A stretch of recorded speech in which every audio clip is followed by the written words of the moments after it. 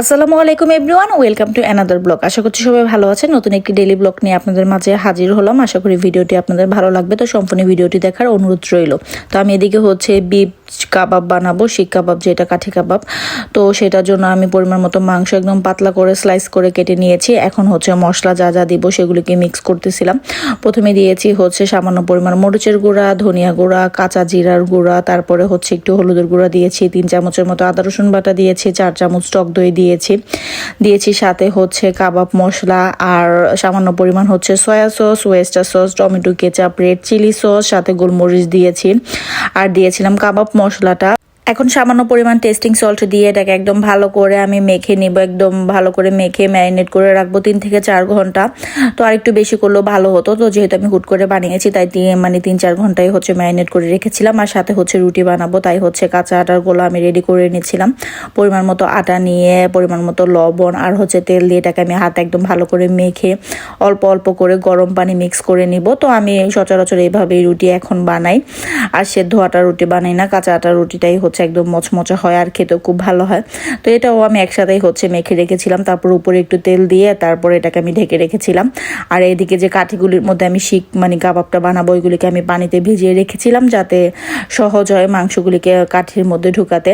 তো প্রায় 3-4 ঘন্টা পরে আমি এদিকে কাবাবগুলিকে বানিয়ে নিচ্ছিলাম। সাথে ক্যাপসিকাম কিংবা গাজর, পেঁয়াজ এগুলো দিলেও ভালো হতো। তো আমি আজকে একদমই সলিড মাংসটার সাথে খেতে যাচ্ছিলাম, তাই আর সাথে কোনো ভেজিটেবলস আমি অ্যাড করিনি। তো একে একে সবগুলি কাঠির মধ্যে আমি ভরে নিয়েছি, তারপরে এগুলিকে আমি একে একে ভেজে নিব। তো এই তো হয়ে গিয়েছে। তো এদিকে আমি একটা প্যান বসিয়ে দিয়েছি, আর তার মধ্যে আমি কিছুটা বাটার ব্রাশ করে দিব, আর সাথে একটু তেল দিয়ে হালকা একটু গরম করে এখন এর মধ্যে আমি একে একে যে শিক কাবাবগুলি বানিয়ে রেখেছিলাম সেগুলিকে দিয়ে একদম লো আছে এগুলিকে আমি ভেজে নিব। তো দেখা যাচ্ছে যে এক প্যানের মধ্যে 5 থেকে 6টা দিলে 15 থেকে 20 মিনিট টাইম লাগে এগুলি কুক হতে। তো একটু পরপর আমি এটাকে উল্টে দিচ্ছিলাম, আর উপরে একটু সয়া সস আর চিনি আমি একসাথে মিক্স করে নিয়েছিলাম, সেটা দিয়ে একটু ব্রাশ করে দিচ্ছিলাম যাতে এটা সুগোটা খুব ভালো হয়, খেতে খুব মজা হয়। তো প্রতি পাশে আমি একটু পোড়া পোড়া করে নিচ্ছিলাম, আর পরে পাশাপাশি এদিকে আমি রুটি বেলে নিচ্ছিলাম। তো কাঁচা আটার রুটিটা আমি বরাবরই এভাবেই বানাই।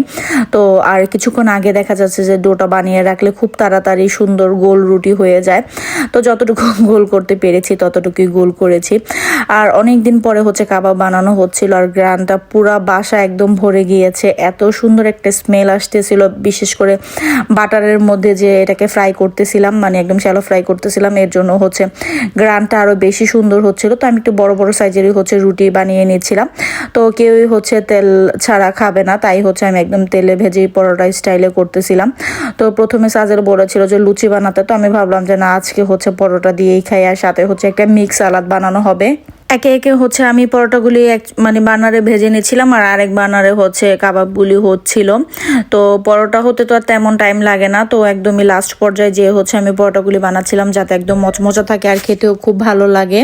তো এই তো প্রায় আমার এক বার্নারের একবার যে দিয়েছিলাম খোলা, সেটা হয়ে গিয়েছে, ওইটা আমি তুলে নিচ্ছিলাম। গ্রানটাও খুবই সুন্দর হয়েছিল, আর কালারটা তো মাশাল্লাহ।